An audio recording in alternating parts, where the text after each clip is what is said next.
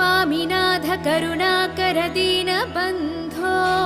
श्री पार्वती समुख पंकज पद्मबन्धो श्री सादिदेव गणपूजित पाद पद्मा वल्ली सनाद मम देहि करावलम्बम्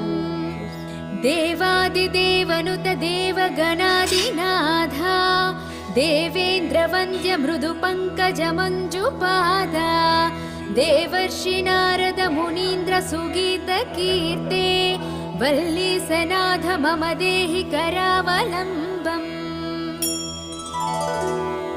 नित्यान्नदान निरताखिल रोगहारिन् तस्मात् प्रदान परिपूरित भक्त कामा श्रुत्यागम प्रणव वाच्य निज स्वरूपा वल्ली सनाद मम